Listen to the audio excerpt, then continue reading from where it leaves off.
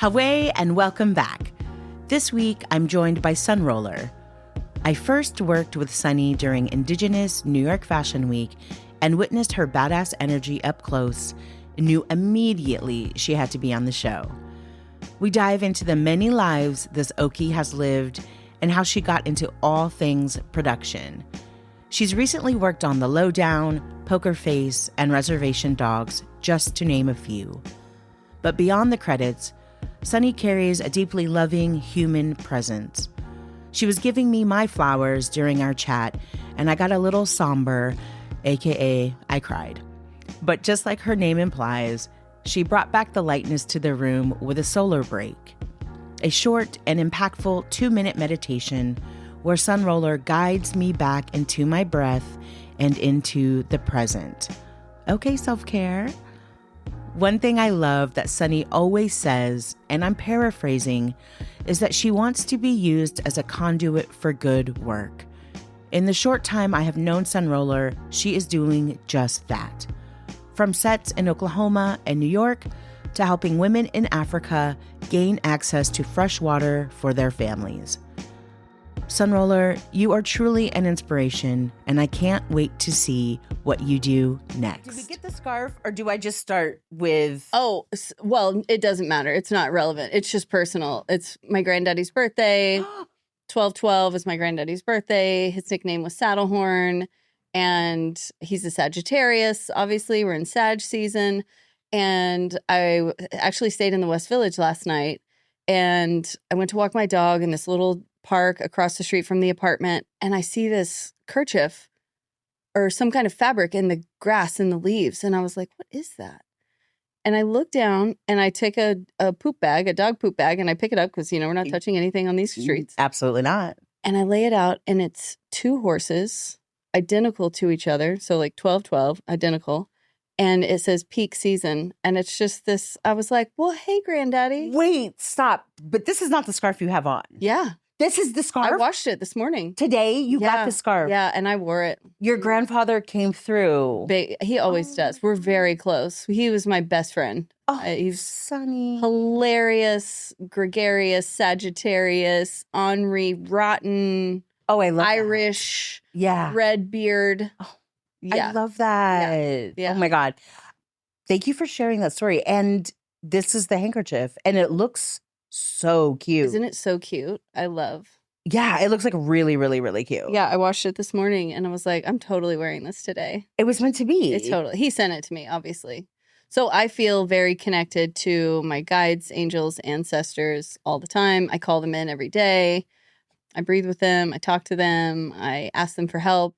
I cry to them. I hold on to trees and, Even me, sometimes I have to remember, girl, you're not doing this alone. Mm-hmm. You can always call back. You can always call on someone. Someone was like, Mom. And she always comes up like Grandpa. Mm-hmm. Wait, what was his nickname? Saddlehorn. Oh, gorge. He was a cowboy. Yeah, cowboy through and through. Grew up on a cotton farm in western Oklahoma. Oh, my God. Survivors of the Dust Bowl. Wow. Yeah. Okay, let's start because I need to get into the Dust Bowl of it all and Oklahoma. Welcome back. I am your host, Amy Fareed. And with me today, I have the pleasure with my good sis and icon, SunRoller. Sunny! Can I call you Sunny? You can call me, as long as you call me when it's time to eat. You can call me whatever. Well, thank you for being here. Happy to be here. Oh, my goodness. Okay, we're here on 12/12/12. We planned this out very strategically. Noontime is always the best time, right? The sun is over us. We're getting direct... Peak season. Peak season! Oh, it's all coming around. Okay, so the last time I saw you was at NYU. Sean Sherman and Kate Nelson were doing their book launch talk. And you were holding a camera because you just do everything. Jack of all trades. You were camera person that night. Camera operator. For those that don't know, Sean Sherman and Kate Nelson, and there's another person that helped them write this amazing book. Kristen Donnelly. Yes. And it's I wouldn't want to even call it a cookbook or a recipe, although it does have recipes, but it's this amazing book that he's split into regions. And The landscape of education. yeah, he's like talking It's more about than what the food. Great Plains ate, you know, our locally, what grows here, what's native to us locally, and then shares recipes. And it's like such a beautiful, beautiful illustrated book, written book. And tell us what you have been doing with Sean and Kate. What's been going on? You've been busy. I mean, you're always busy, but Yeah. it's SunRoller. Welcome, SunRoller, everybody. Hey, Yay. So happy to be here. I want to say first, your podcast is phenomenal. I also, I mean, granted, most of my friends are on your podcast, so I just love learning more about them because you are such a great conversationalist and you ask really intentional and thoughtful questions. And you do this among so many other things, like you're super successful in your career. And then you're like, oh, let me just add this thing. And I just want to say, I really appreciate it. I listen to your podcast every time you put one out. Oh, I listen to it immediately. I share it. We're always clapping and snapping for you and the people that you have on and the Indigenous excellence that you're highlighting. Yes. And also the phenomenal allies that you have. Yes. I really enjoyed hearing you talk about Florence and her support. So I just wanted to say thank you, Amy. Oh, honey. Thank you so much. I don't know what I'm doing. I tell everyone I have imposter syndrome. No, you're doing great. You know, I just like to hear, I like to talk, but I like to listen. Mm-hmm. And that's, if I die, we'll always have this for generations to listen to. Yeah. Mm. Let's take a breath for that.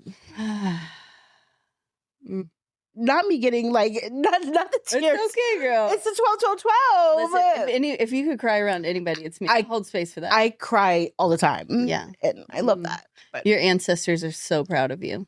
They're also like I remember when you asked Tava, what do you think they'd be saying? And she was like, whoop, whoop. Yep. I can totally see our ancestors just hooting and hollering and laughing and yes. And also, I want to say my mom, who I love, who turned me into this person that I am now. And I was joking because I wasn't joking about watching One Flew Over the Cuckoo's Nest at like 7, but like so many movies at a young age because my mom was really into movies. And I think she was like the person that really made me who I am, but like the love for media, you know, like. Yeah. So I'm going to spring something on you. Ready?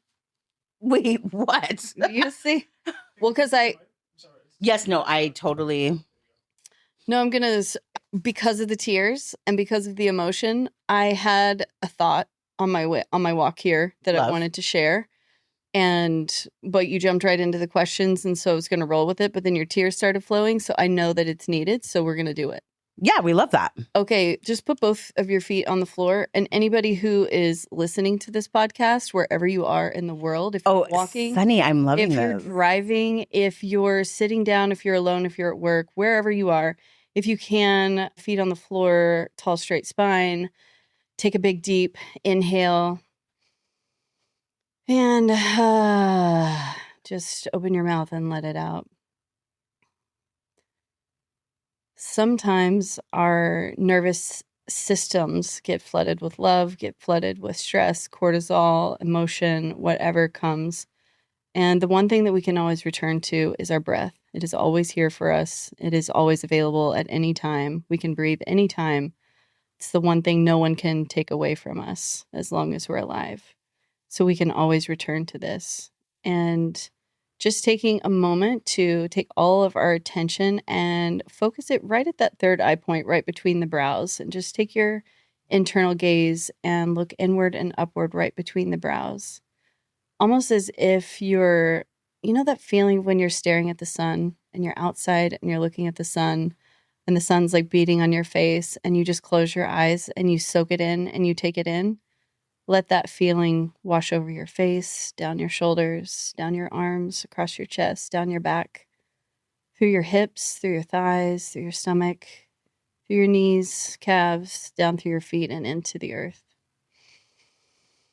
And just repeat that with each breath and just let it wash over you. Let that sun wash over the top of your head, the crown of your head, down your ears, your back, your neck, your shoulders, your chest, through your stomach, your hips, your thighs, your knees, your calves, your feet into the earth, and just let that energy be recycled through you, and feel that feeling of the earth holding you and the sun guiding you, and that internal light that you have within you all the time, leading the way, and knowing that you're held and safe to cry and safe to breathe and safe to feel. And so it is. There you go. Feel better? Yes. I felt good before, and now I feel extra good. And Called a also solar break. something that I love to know about you. Mm. And the solar break is so necessary. And the solar break, actually looking into the sun, was the first time like I ever sun gazed. That it was like the most meditative moment that I ever had in my life when I was like 19. And I tell the story. It's like my origin story of how I became a hairstylist. Mm-hmm. I was sun gazing in Redondo Beach, and I was sinking in the sand. Like, you know, if you just stand in one place in the sand, right, you're sinking. The sun was setting. It was like beautiful. It's an imprint on my mind. And that's when I got the information, girl, move back home, go to hair school, then you're going to move to New York, and then you're going to do what I do now. And so the sun is chef's kiss. So I love that you did that. / also your name is SunRoller, iconic and legendary. Is that a given name? No. I have a name that is from fourth generation name passed down to me. I have like an NC name. My mom's name initials are NC. Her father, my grandfather, his initials were NC, and his mother was NC. So it's from the 1800s passed down to me. And, oh, wow. But then I just, became SunRoller. I was a little kid who was obsessed with the sun. I was obsessed with sunrises and sunsets. And ever since I could walk or waddle, I would waddle out and sit and do that you just talked about at 19. I would, as a little one, I was watching sunrises and sunsets and just fully obsessed with that connection, that meditation. So I started meditating, not knowing what it was when I was a little kid. And now, as an adult, if you ask me what's your favorite thing to do, it's to, be a conduit for guiding meditation. Whatever comes up is what comes up. Do you do that professionally? Are you? I don't. Professionally would mean that maybe I made money from it. Yeah, but I don't charge or sell that aspect of my life. But I do it frequently, yes. Do you do it for groups of people? Yes. Like, do you do it? Wait, you need to put me on. Like, what's up? Yeah, so years ago, maybe 10 or 12 years ago, I started hosting like full moon gatherings and just holding space, mostly women, sometimes men, or could join. It's not a strictly female thing. And just, holding space for people to talk and share about what's heavy on their heart, and also just kind of like check in with the astro weather of like what's going on. Yeah. And oftentimes when people can find out that, other people are experiencing this too. I'm not crazy. I'm not alone. Now I don't feel so, insane for like feeling all of this. And often it's just astro weather. So like knowing what's going on cosmically is really important, I feel, and being connected to your body and grounded and rooted and all of those things. So I love probably my favorite thing in the world to do is to hold space for other people and lead meditation. You are truly a conduit. You're a conduit. Yeah. Who can do it. That's dope. Well, thank you so much for that. And I hope the listeners are not driving and that they could listen to that. Listen, and you can do it while you're driving. Do it. Run it back and do our solar recharge. What's it called again? I just call it a solar break. Solar break. Yeah. Oh, we love a solar break. Yeah, because like often, we all work in production and we work these insane hours, and often we're just inside and staring at a screen and all of these things. So or in a studio with no windows. Exactly. So I make it a priority to, if I can get outside, I go outside and look at the sun. If I can't get outside, I just do it internally, but I'll step away from the screens, from the phones, from the people, take some deep breaths. Often it's just in the bathroom if that's all I can get access to. But, we always have our breath, and it's so cleansing. I always think it is, really. And I think I was working with this photographer once, Mick Rock, who's a famous photographer who, you know, famously shot David Bowie, but tons of rock and rollers. And we were doing a photo shoot with the Scissor Sisters, old school New York band. Yes. And he took 30 minutes out of the set of the shoot time he was into transcendental meditation.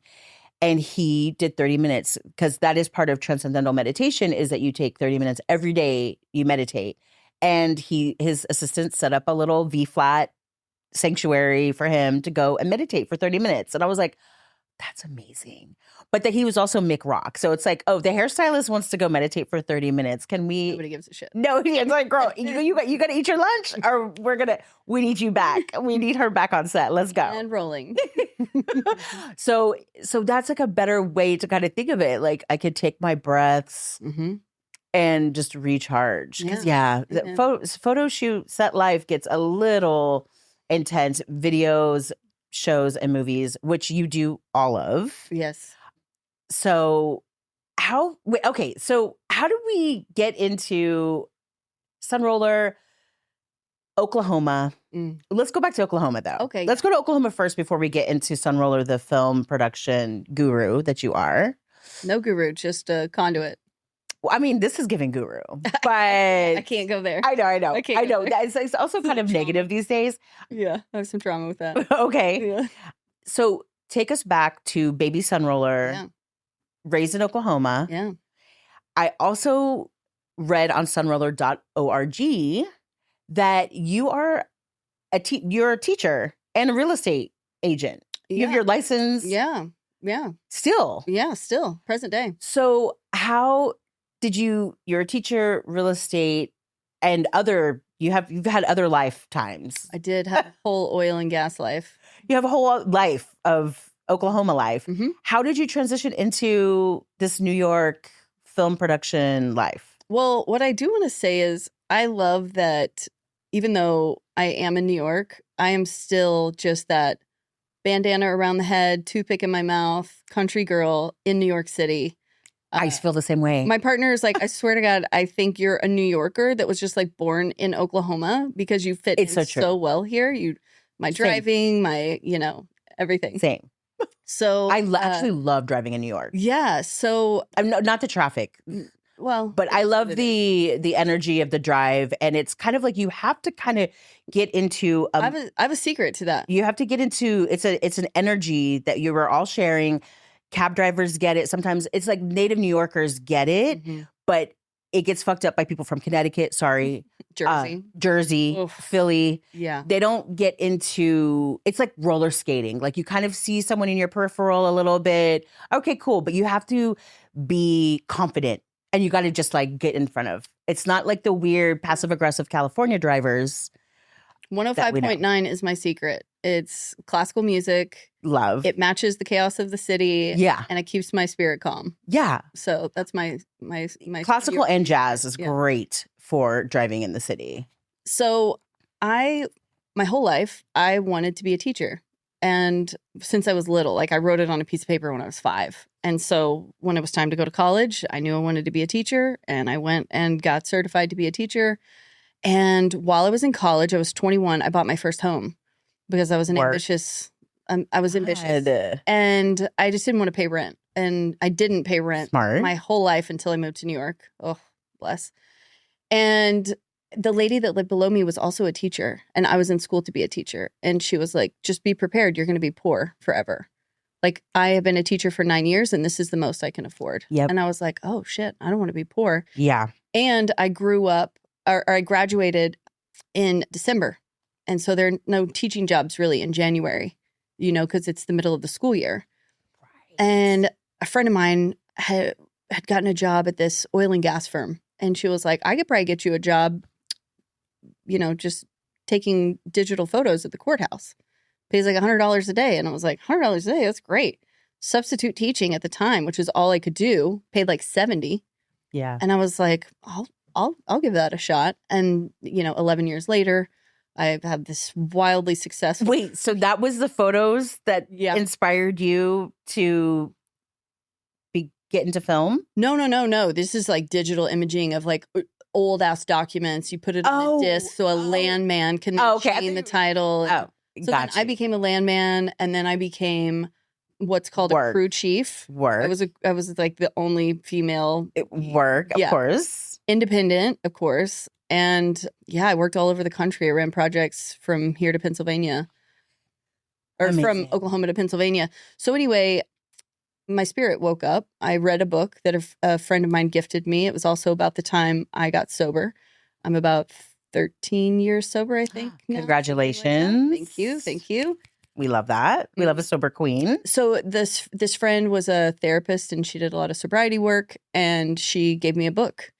And she was like, I think you're ready for this. And I was like, this feels auspicious. I love that. And it's called The Book of Awakening by Mark Nepo. And so it's like poetry. It's a daily read.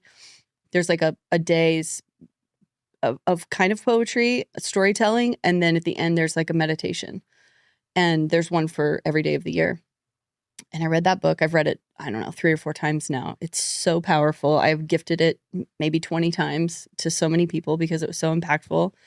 It started me on my journey of meditation, mindfulness, yoga, and it woke my spirit up. And it was like, okay, 2 things. One, what am I putting into my body? What kind of energy am I taking in? So I did an inventory on that and found some things that maybe weren't helping so much.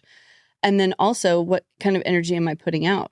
And I didn't want to be contributing to the dismantling of the planet and extracting all the extraction. And I was a big part of it. I was running drilling schedules for big oil companies. Right. And it felt really nasty. And so I decided to step away, essentially. I started preparing. I spent 2 years. And you were probably making really good money. Fuck yeah. In oil and gas. Yes. Especially in Oklahoma. Oklahoma, like so many people I know. Big historic home, a fancy car, a boat, a motorcycle. Like I had all the stuff. I got rid of everything. Got rid of the house, got rid of the car, I condensed my life down to very little. I bought an investment property and scared the shit out of my parents because it was like in not so great of a neighborhood. But now in Oklahoma City. In Oklahoma City, okay. Mm-hmm. Which now is probably gentrified and not yet fancy and nice. We've held on to, so I helped start a neighborhood association I was like the treasurer of our brand new neighborhood association. It's called Metro Park. It's near the Plaza District in Oklahoma City. And we put out flyers in Spanish and in English and really brought the community together through food and events. So, just not trying to gentrify, but just trying to bring people together and help people communicate, which was really impactful and healthy for the neighborhood. So I was involved in yoga, and I practice a certain type of yoga that I don't practice today, but it's called Kundalini yoga. I don't know if you've ever heard of it. Yes. I'm sensitive to the word guru. I don't fuck with it. Yeah. At all. So this woman named Guru Jagat, her actual name is Katie. They hired me out of Oklahoma to move to New York, and they wanted me to produce their events, around the globe, and to basically operate out of it's like Delancey and Essex area. Yeah. Out of a studio. So they had a studio there. They had a studio in Venice, California, and then one in Mallorca, Spain. And so I came and was producing events, and I was producing events in Tulsa also. I produced a couple events called Breakout, pretty large scale, great event. Shout out Michael Farber and Lada Sofia. And that was like in 2019 when I moved here. But that's how I came by way of Oklahoma to New York. Through Kundalini. Creator uses all kinds of vehicles and, But so it ended up being like a super toxic environment. I got here, I started doing the work, and I found out very quickly that this is like super bad scene. COVID hit 2020. Wait, that the Kundalini scene was corrupt. It was corrupt. There's actually a documentary about it on HBO called Breath of Fire. I don't know if you've seen it. Yes. I started watching it, and then I need to go back to it because it was like the woman, the white lady. Is that Katie? Yeah, Katie. I was like, this bitch is not talking about Katie. Yeah. That's why I'm sensitive to the... Oh, and that's what I was thinking of when I said... So during peak COVID, I'm flying back and forth to LA because we had to shut down the studio in New York. And Because her empire is crumbling because people. it wasn't crumbling yet. What took her out? Like COVID. COVID took her down. She like went down some kind of, I don't know. She went to a dark place and she couldn't really recover from it. And so I was working in LA. And once I got to LA, I saw like, whoa, this is pretty toxic environment.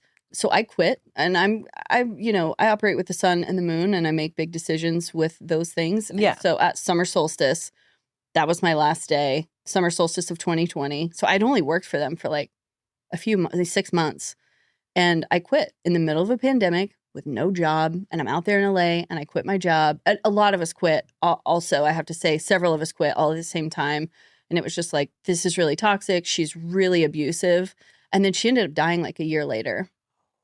Okay. Yeah. So shit. So I didn't. I'm gonna watch the documentary. Watch it. But does it talk about how she's dead now? Yeah. Oh, okay. She's Spoilers. Yeah. For if you're gonna. She dies. We have a firsthand account from. So that's how I came to New York. Oh my and then God, it was I like, love that. okay, I've quit my job. I can't stay in New York or without a job. And so I was just I was sending my resume to everyone I knew. I called one of my good friends, shout out Patty Clark. She's my astrologer. And also, Patty. she's not my astrologer. She's a friend, but also she's a phenomenal astrologer. She's like all tatted up. She's raw as fuck. If you ever just want like a straight shooting, astro reading, she like tells you what's going on and how it might be impacting you, what was going on maybe before and how it might be impacting you. So I need Patty. Yeah, you need Patty. Don't do this, Patty. Yeah, Patty Patty do this to me, Patty. Let's Clark on Instagram. Yes. I called her and I was like, bro, I got to find a job. Like, she's a lesbian. So you shake the lesbian tree, see what falls out. And yes, girl. It's tree. such a good lesbian tree. It's so clutch. So she goes, I worked with another lesbian in the film world and she's an art coordinator. Let me text her and see if she needs anyone. So they always need someone. So while I'm on the phone with Patty, she texts Kat Ullman-Seek. And shout out Kat.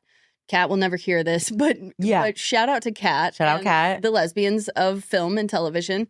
The queers got to take care of each other. Yes, we do. She texts me while I'm on the phone with Patty. She was like, can you drive? And I was like, I can drive a boat, a motorcycle, a forklift, a fucking semi-truck. I'm certified, baby. Anything. I don't have my CDL, but I can drive damn near anything. Yes. And she was like, great, hold for these dates. And that was it. I was in. And that is it. And that's all it takes. That's what happens in New York. Yeah. That's all it takes. So my first job was a Super Bowl commercial in Montclair, New Jersey. Oh my God. For like E-Trade. And my second job was another Super Bowl commercial. So I didn't even know what they were. I didn't know what the fuck was going on. I didn't even know what a PA was. Yeah. I didn't know anything. And so that's how I got started in the art world. And that's in 2020, August of 2020.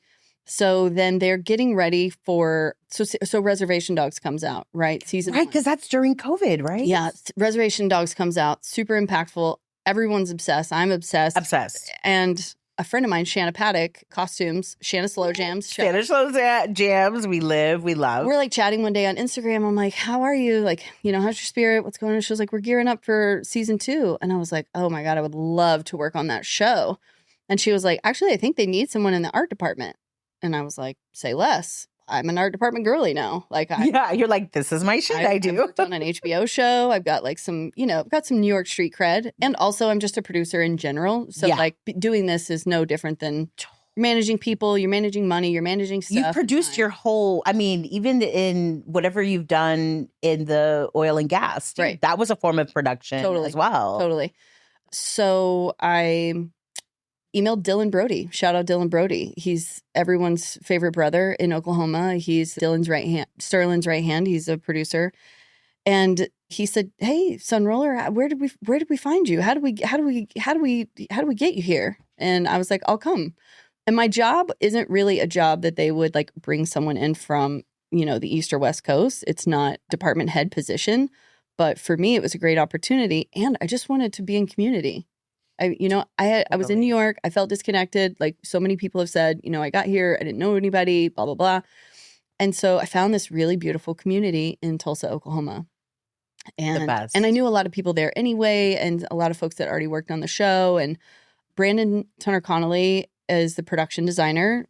I think Tava maybe mentioned him. Mm-hmm. And Matt Hyland was the art director. And so they interviewed me and they gave me a chance. They were like, this gal's never done this job before, but she seems like pretty fucking capable. And they gave me a chance. And they were both such great teachers. To this day, I credit Brandon, and Kat also taught me a lot. But Brandon really took time with me and was patient with me and just taught me so much just through example. So I really learned a lot from him. And we still work together to this day. We've been working together for 5 years. We've done countless seasons of television together, movies. And is he located here? Yeah. Is he based here in New York? He's based in Brooklyn. Yeah. And so we all, every January for the last 5 years, we pack up, we all go to Tulsa and we make art together. And it's like this beautiful family feeling. And shout out to Sterling Harjo, because if it weren't for him and his like determination, because he's been on this hustle for a long time. Yeah. Like he's getting his flowers now and has been for the last couple of years. Yeah. But he has been on this grind. And Dylan Brody's been right next to him. And so to see them have success is just like, it's really special. But, Sterling essentially like kicked the door down. And what I love about his intention is he brought so many people up with him.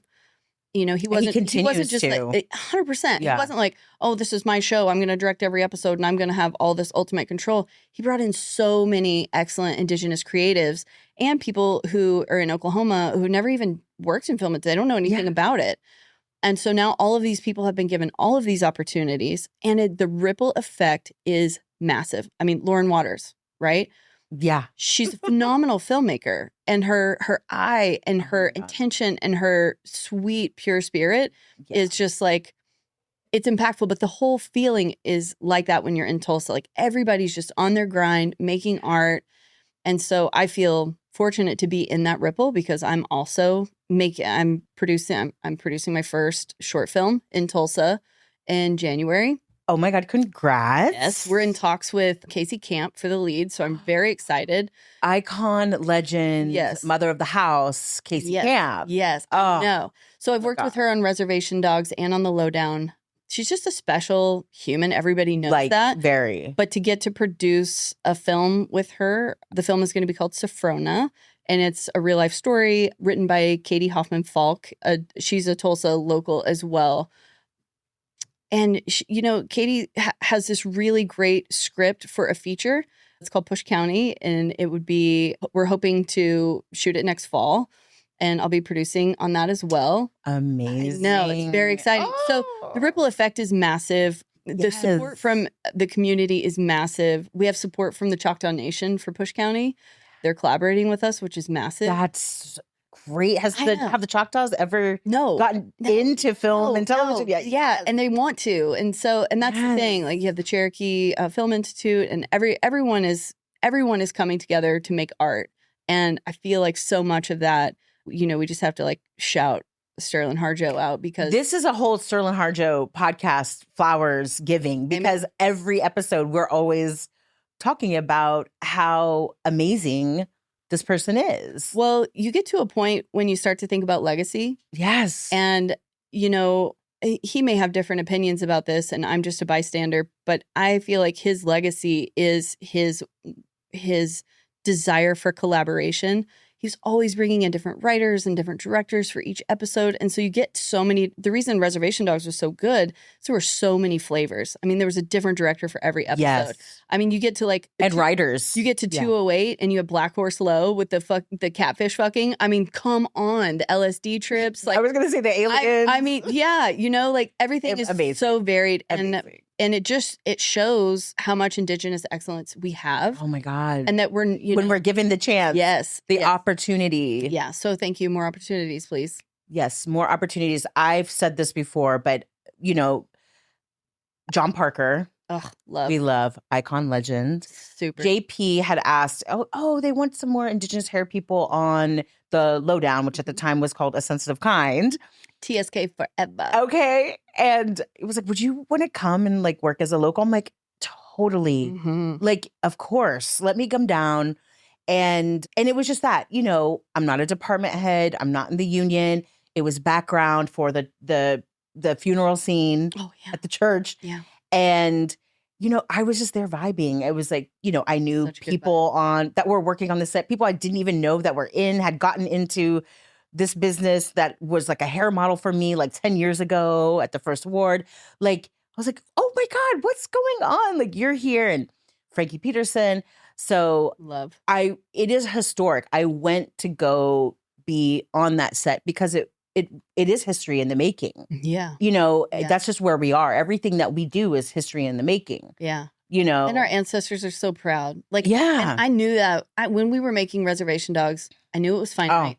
I knew how special it was, and I knew that it was going to be over like that. And so I held so much of that, like, so close to my heart that I still have so much gratitude for that show and for that moment. And then Res Dogs was one thing, and then we just got the Lowdown, which, wow, like, I loved the Lowdown, and I loved the last episode of the Lowdown. Liz Blood. Spoilers, I love, but Osage Land Back. Mm-hmm. Yes, thank you for that, Sterling. Mm-hmm. I was so, it was just a great series. I'm so excited to see and fun to make more. Yeah. Oh, it looks so. Oh, here's hoping. It has not been greenlit yet for maybe by the time this podcast comes out, we'll have a green light. It's gonna happen. It has come on. It has to happen. We're all crossing our fingers and our toes, but nothing is official. So in film and television, nothing is happening until it's like actually happening. Of course. And so you can't. I know. Oh, but I can't. I'm so excited. Even if it's just one and done, I'm happy with that. It was such a good show and well-rounded. Yeah, but these sets are too sexy to let them go. I know. We got to keep going. Sweet Emily, stop. The bookstore, love. Yeah. So shout out to Brandon Tava, the construction department, the art department just really went hard. Oh, can I tell you something that I don't think a lot of people know? Season 3 of Reservation Dogs, the art department director, or the art director for the art department, Matt Hyland. He worked on season 2 and season 3. The kindest, most generous man. He's constantly educating, which I love and live for. People who pass that on. His wife is the graphic designer for The Bear, also an FX show. And she's been on for 5 seasons.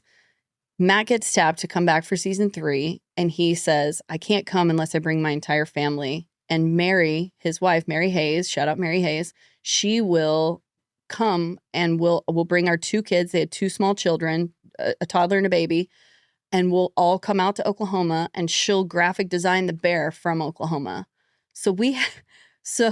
wow, work. So when it came time for the Lowdown, Brandon is so thoughtful. I just want to say his intention and his thoughtfulness is so extreme. And that's what makes him a phenomenal production designer. Yeah. He tapped Mary and said, we want to make some wallpaper for this diner. Do you know about the wallpaper? Work. No. Okay. So he had Mary design these little vignettes that were Easter eggs. They were, they're all scenes from Reservation Dogs. So there's Spirit, and then there's I don't know if you remember that scene where it's the deer in the woods, and then the people with you could see their eyes and they're in the... Yes. So that's Sterling and his kids. That's right. And the deer. So there's that little vignette, and then there's the grandmother's living room, when they're on the LSD trip and it's outside. Yeah. So that's one of the vignettes. And then it's repeated on this pattern and this wallpaper, and that's what lines the walls of Sweet Emily's. No. Yes. Shout out Mary Hayes. She's amazing. Mary Hayes, you icon. And now I'm going to go back and watch the Sweet Emily wallpaper. Oh, also, this is something I love about the art department. It's so thoughtful. One of the things that we're able to do is use personal crew photos because we can sign, we can sign it real quick. Everything has to be released because this is Disney. It's people don't know. They're not fucking around. But Disney does not fuck around. And so we needed photos for Sweet Emily's for the background. And they needed to be people who have probably been coming there for a long time. So Granddaddy, Saddlehorn, whose birthday is today, is 12 in the background in his overalls with a toothpick, a bandana at my nephew's 3rd birthday party on the back wall. And then there's another picture next to that, and it's my granddaddy his 4 sisters and his brother from like the 90s standing outside of a pickup truck in Western Oklahoma. Love. And they're all deceased now, the whole family. I love that. You know, they're all gone. And they live in perpetuity as long as Sweet Emily's is the set. Sweet Emily's. So near and dear. I love that. Are those sets still there waiting for season 2 to happen? Yeah. They're just like locked up right now. Yep. And the bookstore. Yep. All of it. The whole street, 6th Street. I was going to say, what street is that? Okay. 6th Street. Mm-hmm. Yeah. It's right by the Bicentennial Park. Love. And we have that block. We have that whole strip.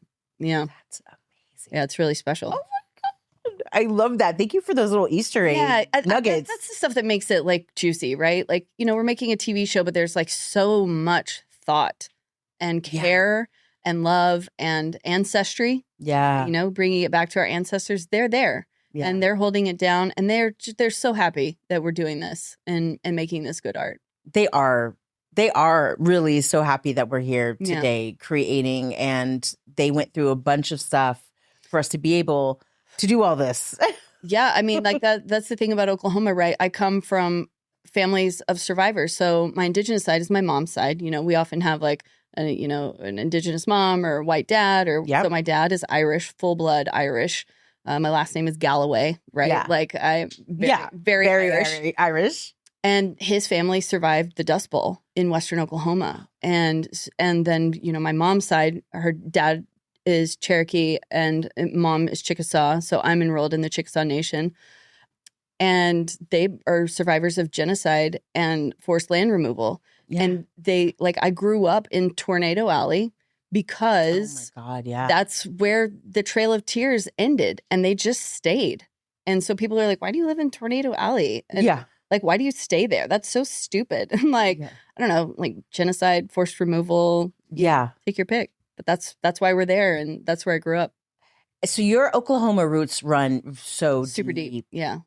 And country as the day is long. How would you describe, so people there, you know, we live in New York. There's a lot of people that haven't been to Oklahoma. How would you describe Oklahoma to people who've never been there? Resilient. They're resilient people, and like, you know, they've survived Dust Bowls, genocide. Yeah, exactly. And there's such a strong Indigenous community there, which I love and appreciate so much. I also feel like I have the best of both worlds because I live and work in New York and in Oklahoma. Yeah. And I have such a strong community here in New York, which I'm so grateful for. Shout out Relative Arts, because like without Karina and Anna, we wouldn't have, not just them, but, you know, American Indian Community House, the Tarrant family, like, you know, all of these people help build this community, but there's also a really strong community there. And, you know, obviously they have the best sunrises and sunsets in Oklahoma. The Big land sky, honey. The land is vast. Crazy. Yeah. So I really enjoy getting to spend my springs there and taking in the sunrises and sunsets. It's a really special place. I would say like the Tallgrass Prairie, like up by Pahuska where I'm from. Those prairies I describe to people, you know, I'm like, yes, we are landlocked, hardcore. We have our little lakes and ponds, but that prairie, that is our ocean, right? And that sunset, when we watch that go down, we're watching it over waves of tall grass. And so for me, when I go back home, I'm like, oh, this is my ocean, you know, and those beautiful valleys and like little baby hills and, you know, a tree here and there, a little blackjack tree here, you know, it's funny when I was young, growing up, Wichita, and, you know, we were in Oklahoma so much, you just want to get away from there. Like, I was just like, oh, I got to get, you know, the people, the homophobia, the racism, all of that. Yeah. That's why I left. Yeah, right? And you know, I couldn't be who I wanted to be there. I was just also, people didn't get me even at a young age. Like, I already knew, like, I had friends telling me, girl, we knew you weren't meant for. I'm like, thank you. I gotta be big and famous out in New York. Yeah. You know how it is. Yeah. Yeah. So, but yeah, you just want to leave it. And then now, after traveling the world, being able to go, you know, doing hair all over the world on photo shoots, amazing beaches, amazing cities. And it's cool how it like takes you all around the world, and then you see the beauty that is Oklahoma and the tall grass prairie. Like I know it's like that's in me. It was like innately. But you know when you're young and you're like, oh, I gotta get out of here. I need to see the city, the oceans and all of that. And then you realize like, wait, it is so beautiful here where I'm from. My nephew is like what kept me in Oklahoma the longest. I would have left a long time ago. Yeah. But I helped raise my nephew with my sister. And I left when he was about 14, 15. And I love that. Yeah, I was like, all right, he's good. He's good. Yeah. He's like going to be too busy with his friends and he's going to college and all of that stuff. So, but he is the greatest human in the world. He's fantastic. You've done so much in life already. Is there anything that you haven't done that you want to do? So I had a calling years ago. This was when I was still in oil and gas, actually, to get water. It was very loud, very, very loud. Put it on a vision board, get water, tubular strips down the middle, meditated on it for a long time. Ended up leaving my oil and gas job for a month, which is unheard of. I told my client, I was like, I need some time off. I'm going to go. And I went to Zambia, Africa, worked with this woman, Carmen Brubaker, and we worked in remote villages with people, educating them and helping with drilling schedules and teaching them how to drill their own wells by hand. Because these big NGOs come in and they drill these big $10,000 wells and they're super deep and they're expensive and they go down 10,000 feet and they break and then nobody can do anything with it. So you have all these dead wellheads all over the place. So these wellheads were done by hand and then people also knew how to fix them and they taught people how to clean their water and work with water. And so it's essentially a women's empowerment project. And I wanted to work with them, but they're a Jesus-based company that she works for. And so it's quite religious and I'm very gay, which is pretty much against the Jesus. They were having the gays come and teach you. I searched for 2 years. I found a guy, Bob Freeling. He's in DC. He has you can find this on my website, by the way. He's got the Solar Electric Light Fund, which is a silly name from the 90s. He was working all over, but he does solar work and water work in remote villages all over Africa, on tribal lands, on reservations. And so I would like to take my energy and serve that mission because I mean, this was 2012, I think, when I had this knowing, and I was like, we're going to fight wars over water. And girl, it's happening already. Osage County, our water is trash there. Yeah. We're literally having water symposiums, just gathering, so are we going to talk about this? Yeah. For years, I've been hearing people complain about the water. Yeah. We don't really drink it, but we're still showering in it. Yeah. So I'd like to do that with my time and energy. Go to, please. Yeah. Oh my God, Sunny, we need this. I know. And it's getting worse. And if anyone can do it, it's you. Yeah. And the AI and the data service, whatever they're called, that are. So if anybody wants to learn more, you can go to my website. I have a mission and partnership tab, and you can read about the Solar Electric Light Fund. Solar Electric Light Fund. Self-love. Yeah. I love that name. Yeah. And there's a video at the bottom called My Fat Baby, but they do a lot of really great work. It's a women's empowerment project because the burden of getting water falls on the females of the villages. And so they're constantly getting raped because they're walking these great distances to get water. And then the child, everyone's pregnant, everyone's having babies. And then 50% of the children in the home are dying from a water related illness. So it's just this really cyclical problem. And this thing that Bob created, the Solar Market Gardens, is basically because it only rains half the year in Africa. So they can't grow vegetables year round because they don't have access to water in this way. So he designed this solar system basically that generates water to the crops. And so the women don't have to tend to it as often. The video is called My Fat Baby. Genius. They've all got these fat babies because they're so healthy and eating green, leafy, healthy. And then they take what they have left from after feeding their families and they go to the market and they sell it. Because what I learned in my time in Africa was that women were not allowed to get microloans. And so they couldn't start their own business. So the only way they can get money is through their husbands who, alcoholism runs rampant there. And it's a lot of abuse, a lot of rape. Yeah. Check out Rape Hurts Foundation, started by a gal out there. And, so it's a women's empowerment project of helping people get access to water because the burden falls on the women. Oh my God, Sunny, this is your next thing. Yeah. It needs to happen. And even here, just in the United States. Yeah. So I want to make a documentary about what Bob Frayling is doing through the Solar Electric Light Fund. And I want to show what he's doing on reservations. And I would love to work with, I'll just say it out loud. I would love to work with Quanah Chasing Horse. Yes. She is a fierce force of nature and an activist. And, and I just love her. I worked with her on Reservation Dogs. And, DeFaro and I talk all the time. I know. We miss the kids. I miss the kids all the time. Yeah. Quanah's amazing. I met her at a Victoria's Secret show last year. And she saw my N7 Nike shoes. She was like, and I was like, oh, Quanah, hi, can we take a photo? And then we just started chit-chatting. She's great. And, I got to brush her hair and it was amazing. And yeah, she's incredible. And what would you do with Quanah Chasing Horse? What would you make with her? I just activism around water protectors, water keepers, water, helping women, helping children and people. Casey Camp would also be another good. 100%. I mean, 100%. talk about the activist. Yeah. So that's just, it's a dream, but it's gonna happen. It's something I'm working on. It's gonna happen. You said it. Yeah. You said it on the pod. It's gonna happen. It's gonna reverberate as everyone plays this. So I receive that. Okay. So what is next for you? How can we support you? So much.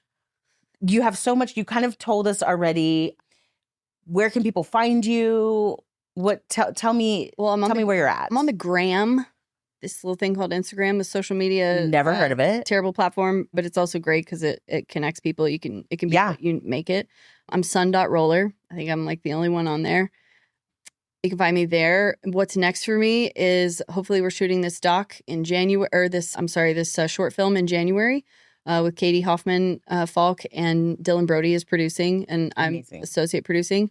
I'm also working with Sean Sherman and Kate Nelson, which we need to circle back to that. I know. So many conversations. So many amazing projects. I'm producing, along with Kate Nelson and Connor Champley, a documentary about a food revolution led by Sean Sherman, the sous chef. And so we filmed in New York. When I saw you, I was filming because, producers, everyone's always like, what does a producer do? I'm like, literally everything. Everything. I learned how to use a camera. Shout out to Christine Ing. She's the DP for Poker Face. I worked on a TV show called Poker Face, and she is a queer DP. And she is always amplifying queer POC voices to the front and always hiring in that way. And she gave you that camera, girl. I saw that big old camera. I was like, girl. It's a really nice Canon package. So nice. And she spent an afternoon teaching me how to use it, which is so generous and kind. And then supported me while I was there, helping me. I was taking pictures of the thing. Is this right? I don't know. So we also filmed in Minneapolis. We had a stage show at the Guthrie Theater. Yes. And it was awesome. Bobby Dews came out. That looked so incredible. And in Tulsa, you guys had a thing show. Yeah, book launch. So we're just trying to capture from multiple cities, and we're putting together hopefully a doc, probably a sizzle reel first, and then move forward from there once we get kind of our footing. But that's through Parallel Productions. And Kate and Connor actually hired me from seeing me at Indigenous New York Fashion Week. Because they were like, which was how we got to work together for the first time. Yeah. You did more than crush it. It was. Oh, I meant you were crushing it. I mean, yeah. We crushed it. Everyone got crushed. Everyone got crushed. Literally almost crushed. But that's the best way to spend in community, right? It was. If we could do what we did for Indigenous New York Fashion Week, we could do anything. Absolutely. We can do anything together. We're so powerful. It was the best fucking team under horrible conditions. It was really great. But they just saw me, and I just volunteered, by the way. Wow. I took the summer off because I had not had a break in 3 years. I'd been on show after show after show overlapping, and I was exhausted. And I said, after the Lowdown in June, I'm taking the summer off. I'm going to hot girl summer in New York City and not work and not look at my fucking computer or my cell phone for at least a few months. And then when it was time for me to go back to work, the girlies at Relative Arts were like, hey, we're going to have New York Fashion Week. And I was like, how's that going? And they were like, oof. Yeah. And I said, well, I'm not working. I would love to just contribute my skill set. And then comes Say less. Then comes Davy Tiger. And then you became, yes. Couldn't have done that without Davy Tiger. Oh, we love Davy Tiger. Yeah, he's the best. Oh. He's going to be on the pod. I have to like up my hetero men on this. Yeah, and Davy Tiger is the but one do I? you want. Yes. Listen, I don't ever want to do anything without him for the rest of my life. I don't either. Also, my PA from Poker Face, Asia Nurse, I'm actually trying to get her out into Oklahoma to do the short film and then hopefully the feature next year because I told her, I said, I don't want to make art without you. And also, who did you have me downstairs with? I live for her. Your friend. My sister, Kelly James. Kelly. We love you, Kelly. Love, love, love, love Kelly. Kelly James is love Kelly. A force of nature. Yeah, she's iconic. She is iconic. And so I lived with her and her sister. They're two sisters from Texas, half Filipino. And we actually loved living together so much that we moved together and we lived on Prospect Park together for like 4 years. And so they're my family, essentially. They're Wrigley's auntie and godmother. Like they're literally family. Mm-hmm. Yeah. Yeah. But couldn't do all the things that I do without like so much support. My partner is. I was going to say, you work long hours. Yeah. Are they in the business? Do they understand? She's an actor. Yes, she does understand. Oh, she gets it. She gets it. Okay. And she also, holds a lot of value for the importance of storytelling. And I mean, when we were working on Poker Face, I'll tell you, that was a New York job. And those are 14-hour days because it's an hour to work, a 12-hour day, and an hour home. And because y'all were shooting in Beacon a lot. That was season 1. So season 2 was all mostly based out of Brooklyn and Greenpoint. Oh. So I would work these super long days and I would come home and she would have a bath drawn and she would have dinner ready. And like what? Yes. Oh my God. See, the lesbians do it right. I know.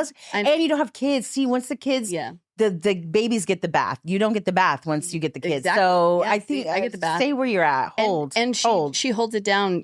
She's super supportive. She comes out to Tulsa. She actually she's lived in New York since she was a teenager.